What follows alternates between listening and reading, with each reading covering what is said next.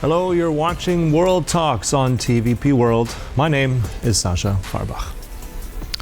It is Russia who rejected the peace plan. The only response were further missile attacks on Ukrainian cities, said Poland's Prime Minister Donald Tusk as Ukraine declares a state of emergency in its energy sector amid winter strikes and deepening blackouts. Now, as Washington and Moscow trade blame over who is delaying peace, millions of Ukrainians are facing freezing temperatures without reliable heat or power.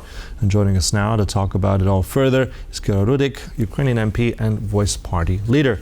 Good to have you back on the program, Kira. Nice to have you. Hello, Sascha, and thank you so much for having me. Before I discuss also the latest with what the Polish Prime Minister said, I want to just share with you and our audience a quick clip from President Zelensky just because of what's happening with these terrible winter conditions. Let's hear what President Zelensky had to say. We will declare a state of emergency in the energy sector.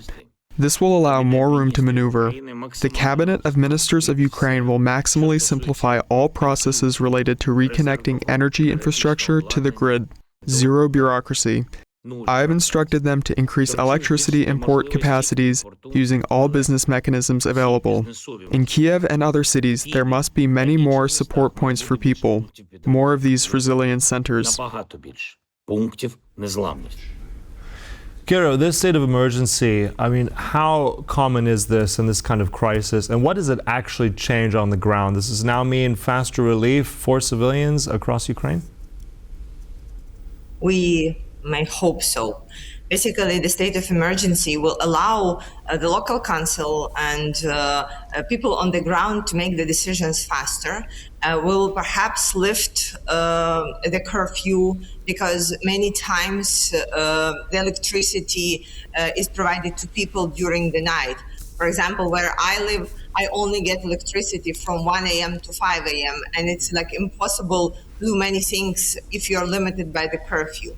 The state of emergency also allows to connect additional sources of heat and increase the capacities much faster, involving business without bureaucracy and involving different capacities. And I will give you an example. That state of emergency allows local councils to make decisions on their own on All right, so we're that, speaking to Kira Rudi there. Yeah, you were just briefly interrupted. Please carry on. Yeah. Yes, excuse me, Sascha, because of the electricity outages, the internet connection may be not stable, but we are trying to do our best. Understood. So coming back to the state of emergency, it allows local councils also to turn off the objects that are not critical for people's survival, like outside lights or, for example, some perhaps advertising. Everything that is not essential needs to be turned off so that people will have a better chance on having more electricity, more heating at their homes. And in different places, these decisions need to be made differently. This is why right now President allows for this freedom. Mm-hmm. And I think also to just give our viewers context, as you just said, there's going to be sporadic contact with internet. I mean, the kind of challenges that Ukrainians are facing, I mean, it's something that most people wouldn't be able to understand. I think there are some reports that Kiev, around 70% of the city, of a huge city, well over millions of people, without power. At which point, looking at temperatures of minus 20 degrees Celsius, is this one of those tipping points for Ukrainian civilians? How are ordinary people grappling with this on a daily reality in these terrible times with horrible depths of winter? How is it affecting the civilians here? Sascha, it is very hard. And I talk to people in my constituencies, and of course, people are all annoyed and very upset because of the cold, because of the lack of electricity, because of unpredictability, because you actually don't know when the electricity will come back, and you cannot absolutely plan your day. You cannot feed your kids. You cannot provide like the basic level of security and comfort for yourself. But we never have heard anyone saying, let's give in to Russia. And this is something pretty amazing because everybody understands why this is happening to us, who the enemy is.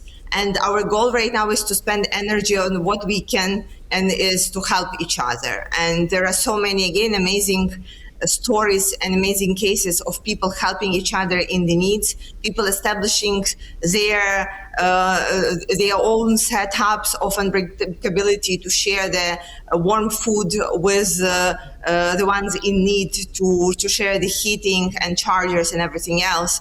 There are so many cases that we're asking people to let the homeless animals in to the places where they can find shelter, because we really need to open our hearts to each other and try to survive these tough times together.